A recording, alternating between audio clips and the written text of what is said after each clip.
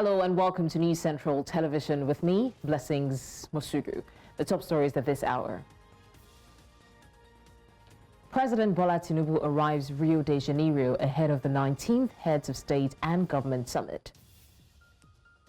PDP condemns Ondo governorship election results, alleges electoral fraud. Senegal's ruling party claims victory in legislative elections as vote counting continues. We've got the details in a moment.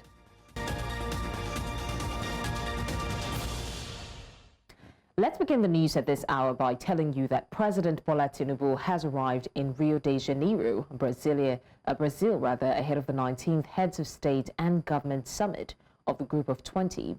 He arrived at 11:03 p.m. local time on Sunday, that's Monday at 3:03 a.m. Nigerian time, and was warmly received by Ambassador Breno Costa from Brazil's Ministry of External Relations. The president is accompanied by several key officials, including the Minister of Foreign Affairs, Yusuf Tugar, the Minister of Livestock Development, Idi Mukhtar Maya, the Minister of Art, Tourism, Culture and Creativity, Hanatu Musawa, the Minister of State for Agriculture and Food Security, Dr. Aliyu Sabi Abdullahi, and Ambassador Mohammed, Director General of the National Intelligence Agency. During the summit, President Tinubu is also expected to engage in bilateral meetings focused on advancing Nigeria's socio-economic reforms. The People's Democratic Party, PDP, has criticized President Bola Tinubu for awarding Indian Prime Minister Narendra Modi the Grand Commander of the Order of the Niger, G20, Nigeria's second highest national honor. According to the PDP Deputy National Youth Leader, Timothy Osadolu, the move is a misplaced priority, questioning Modi's contribution to Nigeria. Defending the gesture, APC Deputy National Organizing Secretary Nze Chidi Duru said Tinubu's decision was neither unprecedented nor unwarranted. During the Nigeria-India bilateral meeting in Abuja, Tinubu praised a strong partnership between the nations. Modi, in turn, pledged 20 tons of flood relief aid to Nigeria and emphasized strengthening ties in trade, energy, and technology. The PDP maintained its stance, urging clearer criteria for such honors. Now, to discuss this further, we're joined by legal practitioner and public affairs analyst Towo Osiruwoja, who is joining us from the United Kingdom. Thank you so much, Towo, for joining us. All right, Towo, I mean, we see that Narendra Modi has been conferred such huge honor. I think my first question is going to be, what should be the standard criteria for conferring national honors like the Grand Commander of the Order of the Niger? And do you think that the Indian Prime Minister meets these criteria? Okay, when it comes to the issue of honor, national honor in Nigeria is within the prerogative of Mr. President by virtue of Section 5, subsection 1, paragraph B of the Constitution of the Federal Republic of Nigeria, because national honors are governed by laws of the National Assembly, which by virtue of the National Honor Award Act 1963 in Nigeria. So it's within the prerogative of the president to give such an honor. So there's no specific criteria, but if you look at it generally, honors are given based on specific and how will I put it now? People have distinguished themselves in areas of governance, in sports, economy, and the same time academics. So if you look at it from all these perspectives I've just mentioned, you discover that I align myself with the position of the People's Democratic Party that says that is a misplaced priority. Right. So how do you think that awarding such an honor to the Prime Minister Modi strengthens Nigeria's bilateral relationship with India?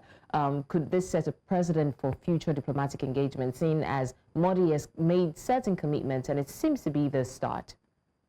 No, well, let me tell you one thing for free. Giving such an honor does not really strengthen or does not affect the diplomatic relationship between Nigeria and India. But the other thing is that, let me bring a quote that was stated that when an honor is given or is bestowed on people who does not deserve it, it's lost its value. Remember, that award in question is this second highest that normally accrue to the office of the vice president, the office of the chief justice of Nigeria. That was just given to a political office holder in another country. It does not really tell well. And two, if you look at it, you ask yourself, what has been the impact of Nigeria, or what has been the impact of India based on their productivity and otherwise? What has been the impact of India to Nigeria for such an honor to be given? So it's a misplaced priority, and it does not really affect, because if you look at India, India is a country that is beginning to be built on institution, not individual. So if it is like a country where individual who are like an institution where individuals supersede institution, where you say it affects, because whatever Modu is saying here in Nigeria, or whatever decision he has made in Nigeria, is subject to their institutional verification and ratification.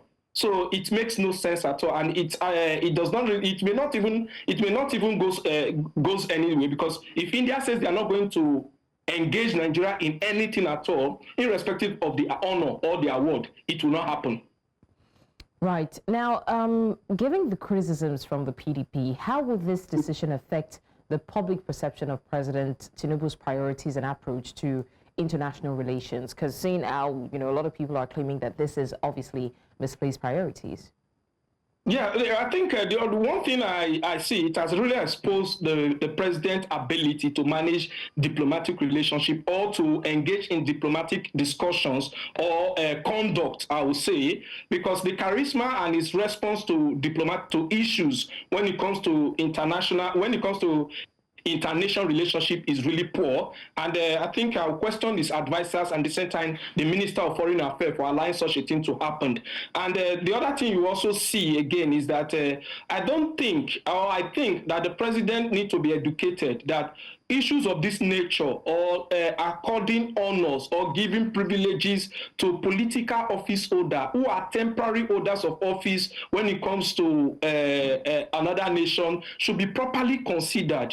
This is not a chieftaincy title we are talking about. This is an honor, which is it comes with privileges. It comes with so many privileges that you cannot you cannot mention. It's just like the Queen of England or the King of England are currently give you a ninth in the king's a ninth. It comes with a high level of this. So the president's response and the reception thus far is really poor, because it really degrades or downgrades the value people have for Nigerians, because our leaders, the attitude of our leaders mirrors the capacity of every individual members of that society. Okay, but should the focus of this meeting have been more on learning from India's economic and technological advancements to benefit Nigeria, as the PDP did suggest? Yeah, well, that is why we are still. You could see the response of the APC. I think is disheartening, because if you are just saying that part of the benefit is that you cannot really itemize. You cannot itemize the bilateral relationship in this agreement they signed. We should give it to India when it comes to issue of the health sector. India, they are advanced when it comes to the IT world, particularly India's. They are advanced in it. So I was thinking they'll come up with something like, okay, we'll sign a bilateral relationship that whereby Indians can come in, or Indians can be invited into our sector to develop particularly the IT sector, the IT world in Nigeria, to include to enable us manage our data properly, to also improve on our health sector, to also invest, because if you look at India economy now, is basically they have so many ongoing manufacturing industry that produce things which are necessary in improving our well-being in Nigeria. But you could see that it's just 20 tons of relief material, and that is a promising 20 tons of relief material, scholarship, and all those stuff. But what stopped them? What happened to the companies India once had in Nigeria? that has folded up, that would have created employment. So you could see that the purpose of it is vague. But I think maybe it's more of a friendship visit rather than official and internationally known bilateral engagement. All right, thank you so much for joining us and, of course, for lending your voice to this conversation. You're welcome. My absolute pleasure. All right, let's now head to Ondo State, where Governor Lucky Aiyedatiwa of Ondo State has assured citizens and residents of the state of his commitment to delivering on promises made ahead of the governorship election. And this followed his announcement by Nigeria's electoral body as the winner of the poll, where he hit his closest rival, Agbola Ajayi of the People's Democratic Party, by over 240,000 votes. Amadine Uyi reports. The collation process was watched by many across the state. At the Government House Banquet Hall, the 7 governors of Edo, Borno, Benue, Cross River, Ogun, Imo, and Lagos were in attendance, including national leaders of the All Progressives Congress. Following the announcement of Governor Lucky Aiyedatiwa as the winner of the election, polling over 366,000 votes to beat his closest rival from the People's Democratic Party, Agbola Ajayi, who polled 117,845 votes. The governor said the victory is an affirmation of his acceptance by the people. 366,000 plus votes against 100 and something. The actual figure I can't mention right now because I don't have the results, still with my agent. But from the announcement by the INEC that we watch on the TV, it's an overwhelming, result. He says that his government will deliver on the expectations of residents of the state. They should be the people should expect better service, and that's what they've been looking forward to. Because I campaigned across the entire 18 local governments, the only candidate that went through or campaigned or traversed the entire 18 local government, not just the capital city of the local government, all communities, almost all the communities, we visited them, we see the roads. Some others in attendance expressed their view of the entire process, leading to the victory of the governor. This is one of the best elections INEC has ever conducted. Despite the teething challenges before the election, INEC has proved to us that it can conduct a free, fair, and credible election. Since yesterday, people of Ondo State have been jubilating, dancing, and right here you can see, even behind me, you can see the noise. So we need not even discuss that because it is so clear. This is an expression of overwhelming love for the governor. It's an expression of confidence on the performance and the capability of the governor to deliver to the people of the state. It's a proof of his sterling character and behavior. With elections now over, jubilations have erupted in several areas of the state. Many of the residents will be looking forward to receiving the dividends of good governance and democracy from the ruling party. In Ondo State for News Central, I am Amadine Uyi. You're still live with us on the news. It's time to go on a short break now. And when we come back, Dangote Refinery, Ipman seal major fuel supply deal. We'll have the details after the break. Many thanks for staying with us. Dangote Refinery and the Independent Petroleum Marketers Association of Nigeria, Ipman, have finalized the deal to supply 60 million litres of premium malted spirit weekly. Now, Ipman spokesperson Chinedu Ukadike confirmed the agreement on Sunday, revealing that petrol prices at member stations have dropped by 10 naira to 50 naira nationwide due to the arrangement. The supply deal, first announced on the 11th of November, aims to enhance direct petrol distribution, fostering competition and stabilizing prices in the deregulated oil sector. Ukadike said Dangote has agreed to supply over 60 million litres weekly, which they will distribute nationwide. He also adds that competition has already led to noticeable price reduction. The partnership is expected to ease fuel availability and stabilize costs across the country.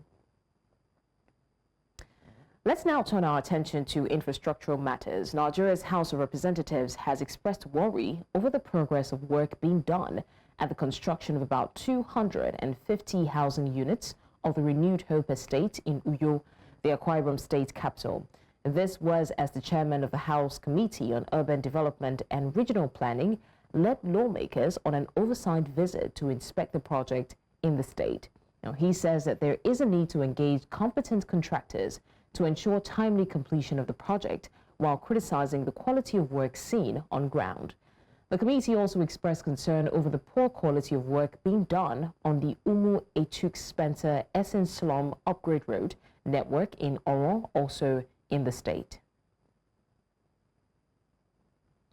Now, the Federal Ministry of Works has assured contractors involved in the rehabilitation of major roads in the northwest region of the country of government's commitment to resolving any challenges affecting their work. The director of the Federal Highways at the Ministry of Works during an inspection visit to Kaduna State to assess the status of several ongoing road projects says that once completed, the project will alleviate traffic congestions, enhance economic activities, and improve connectivity between the northern and southern regions of the country. What we expected the contractor to do, they have been following the standard and the specification. We have a very competent controller, engineers representative who is and his team. They are trying, supervising the contractor. We know the contractor is very competent, and what they are doing is totally very. And to security matters, the Nigerian Air Force, NAF, has confirmed the successful neutralization of numerous bandits, including top loyalists of notorious leaders Dan Isuhu and Dogo Sule, in airstrikes conducted in Zamfara State. The strikes, part of Operation Faratul Mujiya, targeted Boban Kauye village in Safe local government area, a known hub for bandit operations. Intelligence revealed the criminals were planning coordinated attacks against military personnel and civilians. Now, NAF spokesman Air Commodore Olushola Akimboyewa said the operation dealt a significant blow to the bandits' operational capacity, with reports confirming the elimination of high-ranking members. The airstrikes aligned with broader efforts to dismantle bandit networks and restore stability in northwest Nigeria. And now to politics. The Labour Party has suspended Senator Kevin Chukwu, representing Enugu East Senatorial Zone, over alleged anti-party activities and insubordination. The suspension, issued by the party's Amuri Ward executives in Nkanu West local government area, was confirmed in a letter addressed to the Enugu State Party chairman. The letter cited Senator Chukwu's failure to adhere to party's principles and refusal to respond to multiple invitations for a hearing. Signed by Ward Chairman Commodore Chika Oko, the suspension is effective for 90 days, with an option for the senator to challenge the decision through party constitutional channels. And this development highlights ongoing tensions within the party's ranks. A lawsuit has been filed to nullify the federal government award of the Lagos-Calabar Highway project to High-Tech Construction. The plaintiff argues that the government violated the Public Procurement Act and Environmental Impact Assessment Act in awarding the contract. The suit seeks to hold the executive accountable for transparency and environmental compliance in public spending. Legal experts say the case could reaffirm the judiciary's role in curbing executive overreach and ensuring accountability in the allocation of taxpayer funds. Now, the outcome may set a precedent on how the government selects contractors for multi-billion naira projects, particularly when environmental and procurement laws are at stake. Action in the Federal High Court challenging the award of the Lagos-Calabar Coastal Highway, the process for award of the contract. And that matter is coming up to be heard today, and that's why we're here. Well, we expect the court to essentially examine our case. What we're saying is that due process was not followed. This is a multi-trillion contract. There was no competitive bidding. It was awarded on a single source basis. We feel that this is in contravention of the Public Procurement Act as well as the Environmental Impact Assessment Act. And we believe the judiciary needs to step in and hold the executive accountable. We're made to understand that the case has been adjourned till the 14th and 27th of January 2025.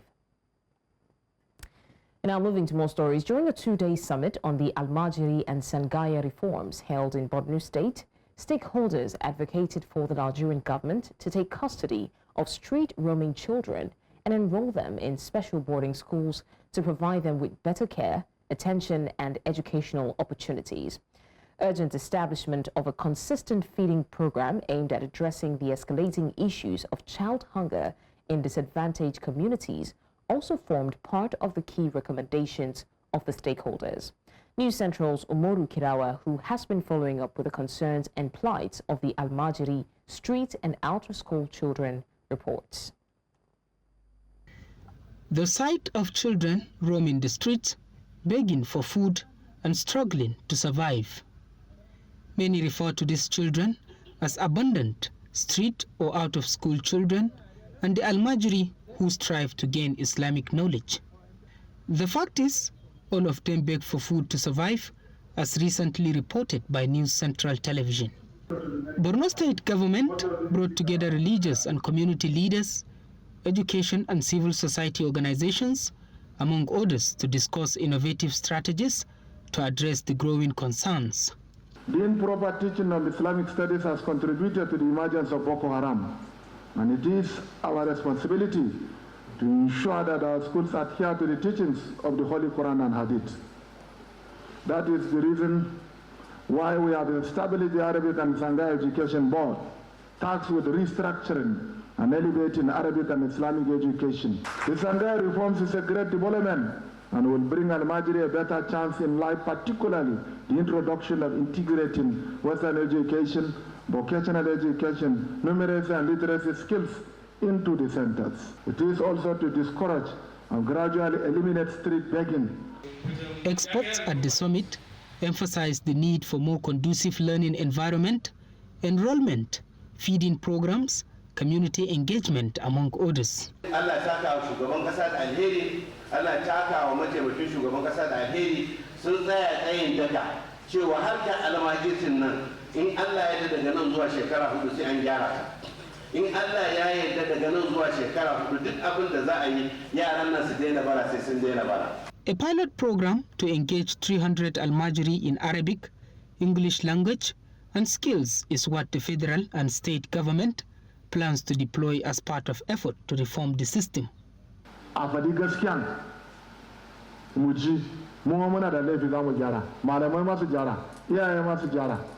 It was agreed that steps must be taken to mop up street children, enhance sanitation facilities at various Sangaya schools, as well as the establishment of a joint task force to stop and tackle child trafficking. In Maiduguri for News Central, Umoru Kirawa. Nigerian health experts are encouraging citizens to adopt contraceptive use as a means of managing the country's rapidly growing population. Health professionals say limited funding and social-cultural beliefs are major obstacles to widespread family planning adoption in Africa's most populous nation. News Central's Omolola Ololade reports. With its current trajectory, Nigeria's population, now estimated at over 200 million, is projected to double within 25 years, positioning it as the third most populous country globally after India and China. While government policies identify family planning as vital to managing growth, many Nigerians voice concerns around birth control methods. I think the major reason behind family planning is the aspect of procedure. That's if you don't meet the right person. You know, some people in the quest to do family planning could end up meeting people that are not specialists, and before you know it, they end up risking their lives and their fertility status. The reason why they actually went into it because they were trying to prevent pregnancy, but at some point when they now needed the pregnancy, they started having little complications. Sometimes maybe removing it, even after removal, it's now difficult for them to conceive. Many women and many families give birth, call it unwanted children. But no any children that is unwanted. It is due to lack of knowledge of family planning. That is why they continue to give births. Alongside cultural beliefs and misconceptions, experts cite funding as a critical barrier to promoting family planning nationwide. We can talk about what the federal government is putting into the Federal Ministry of Health, but at the state level, in terms of ownership, in terms of sustainability and buy-in, it is very, very poor. If states can allocate funds, even if it is 10% of their annual budget for FP, we will not be in the situation that we are now. Despite these challenges, contraceptive use offers significant health benefits for both mothers and children. When women take up family planning, they are able to decide the number of children they want to have, and then this will impact in the family economics. You are able to cater to the children, send the children to school. The reality in Nigeria is that we all want our children to go to the best schools, and it doesn't come cheap. So when a woman is able to plan her pregnancy, she's able to also support the husband with the family finances to be able to give better lives to the children. Greater awareness and access to family planning are expected to help slow population growth and mitigate its associated challenges. In Lagos for News Central, Omolola Ololade. Coming up on the news, UK announces £113 million aid for victims of Sudan's war. We'll bring you the details after the break.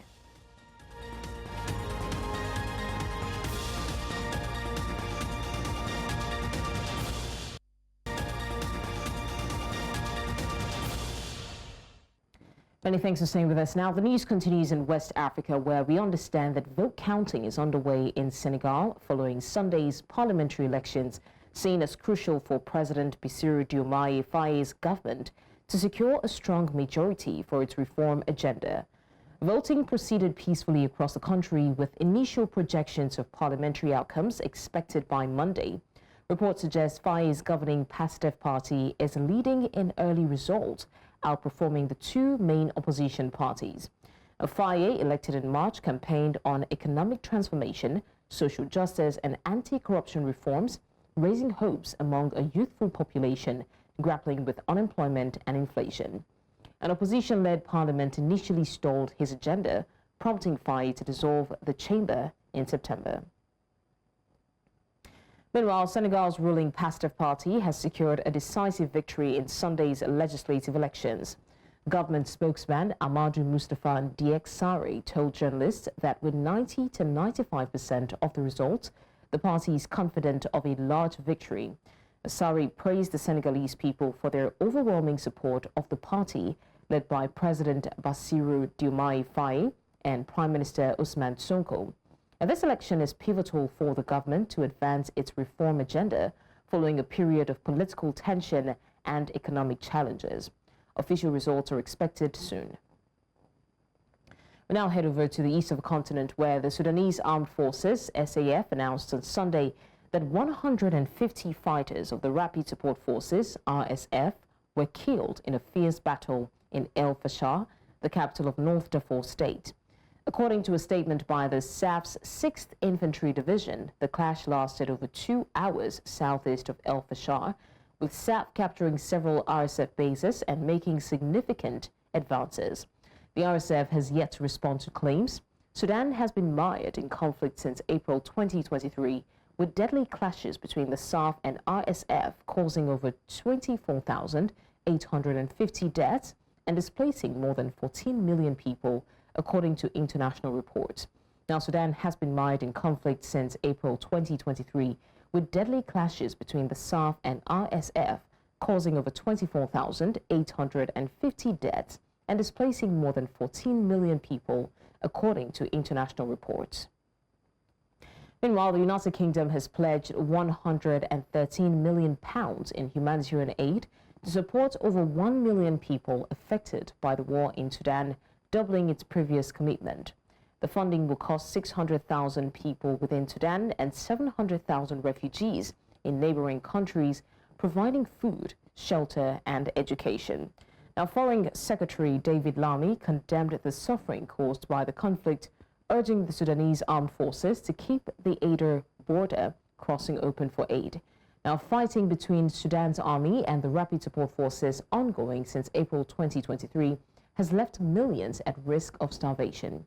The new package will support UN and NGO efforts to deliver vital assistance, with Lamy reaffirming the UK's commitment to aiding Sudan. Still to come on the news, ahead of G20 Summit, world leaders spotlight renewable energy and climate action. We'll bring you the details after the break.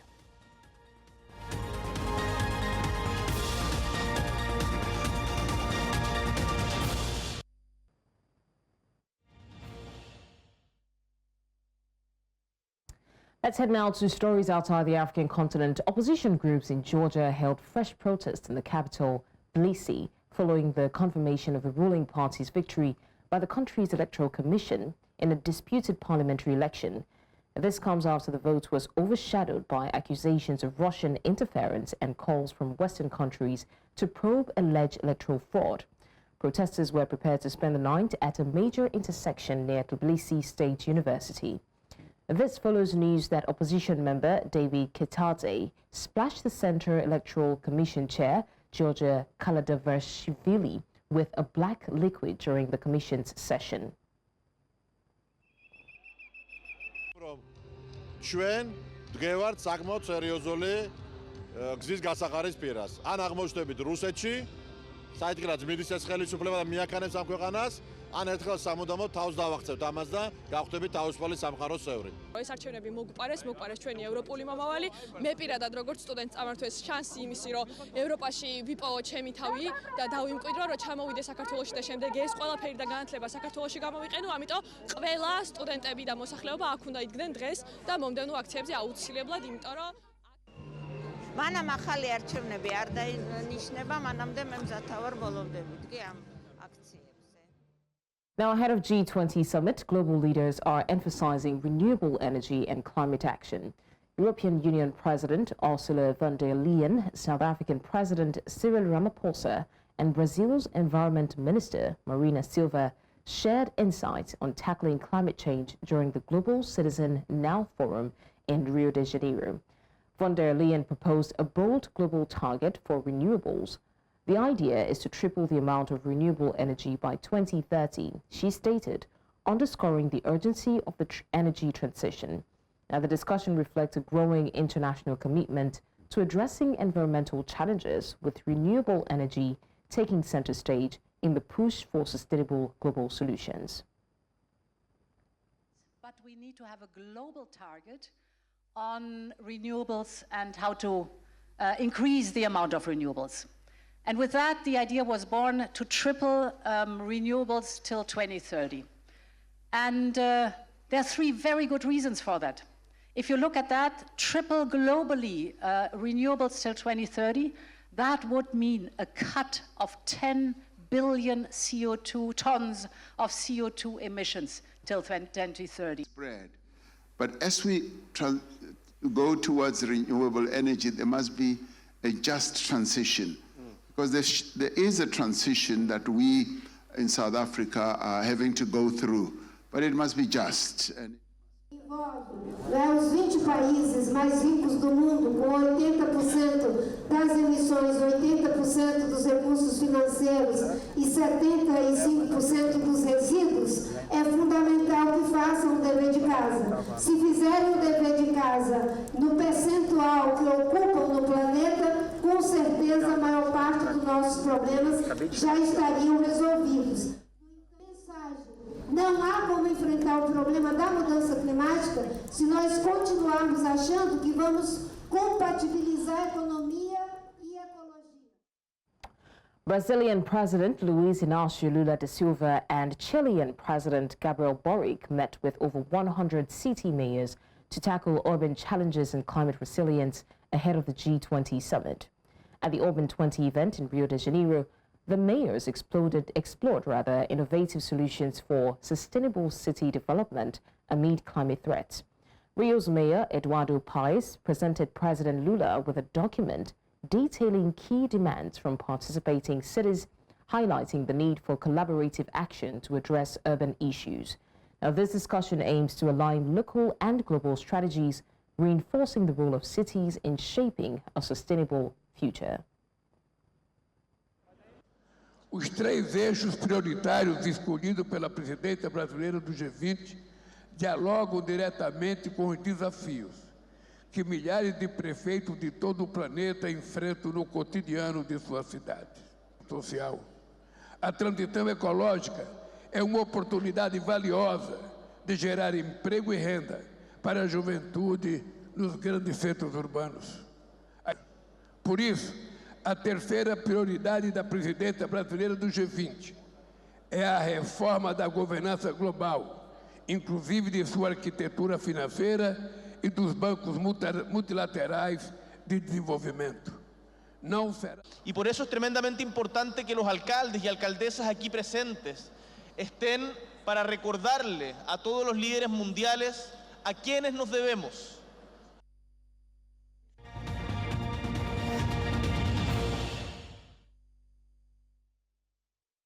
We head now to business, where the Nigerian exchange recorded a bullish week, delivering a gain of 295 billion naira in market capitalization amid positive investor sentiment.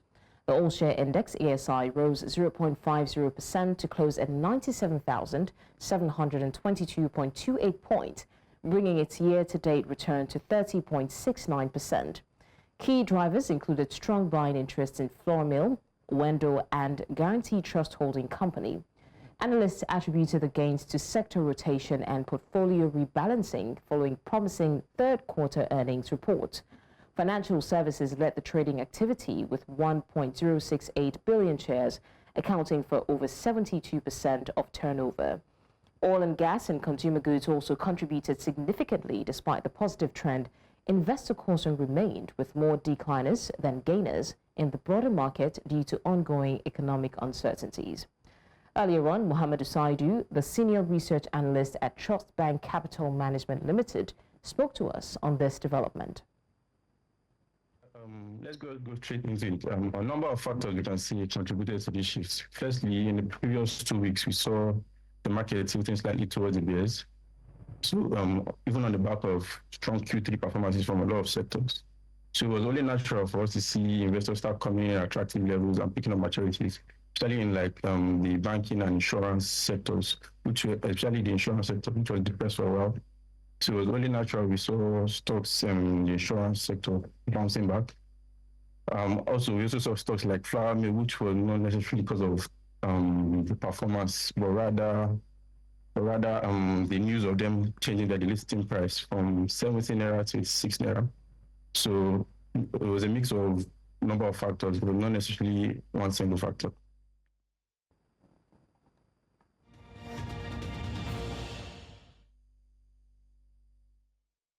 And now to sports. Defending champions Rivers Hoopers will face Lagos-based Hoops and Reed in the 2024 Nigeria Premier Basketball League Final 8 on Tuesday, after both teams secured wins in Sunday's semi-finals. Rivers Hoopers made history this year in the Basketball League Africa, booking a back-to-back final spot with a thrilling 79-73 win over Boko City Chiefs in Port Harcourt. After trailing the first half, Hoopers mounted a stunning comeback, outscoring the Chiefs in the second half to win by 6 points. Meanwhile, the first semi-final, Hoops and Reed defeated Now University Spartans 67-58. Hoops led early, but now fought back to take a 1-point lead at halftime.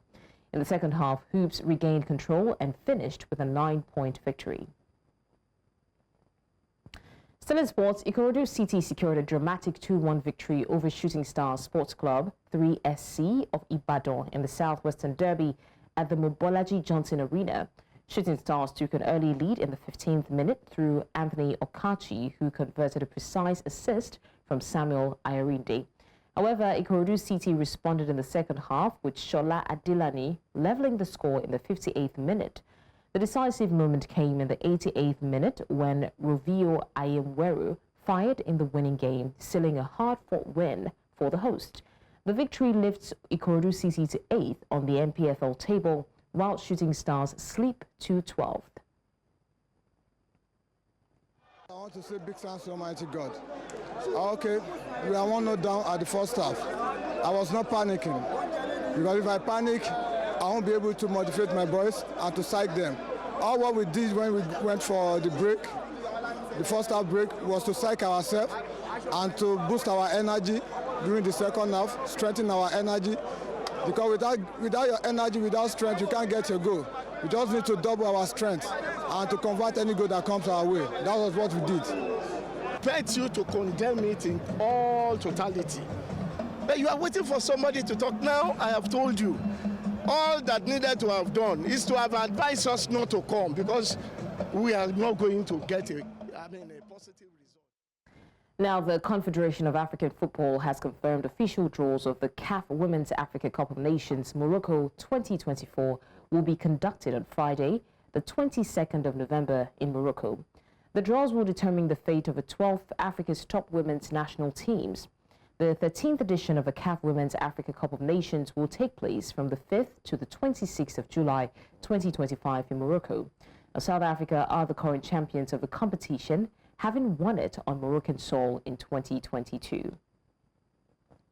Nigeria Super Eagles will go all out for victory against Rwanda on Monday, even with the leadership of Group D and a ticket to the 35th Africa Cup of Nations finals in Morocco secured, says head coach Augustin Egwavon.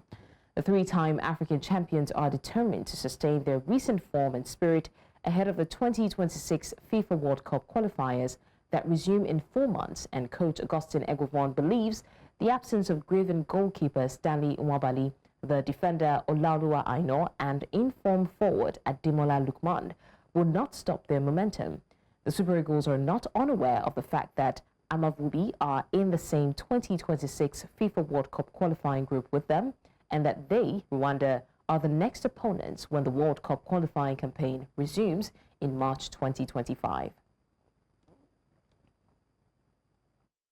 Of playing at any given time, but as we speak now, 3 come back to their clubs, but Wabale, we all know what happens. So whoever we pick tomorrow, I think we'll have a good day. Our boys are 100% professional, and they know what it takes to win games. They know what it takes to perform. So I'm not sure they're going to blink for a minute. The way we approach Rwanda, the same way we approach Brazil, the way we approach Argentina, the same way we approach Rwanda. And that's all on the news at this hour. But before we go, let's take another look at some of our major stories. Now, we told you that President Bola Tinubu arrives Rio de Janeiro ahead of the 19th Heads of State and Government Summit. We also told you that PDP condemns Ondo governorship election results, alleges electoral fraud. And finally, we mentioned that Senegal's ruling party claims a victory in legislative elections as vote counting continues. You can watch News Central live on DSTV, channel 422, Star Times, channel 274, Avo TV, and YouTube. Many thanks for watching. I'm Blessings Mosugu.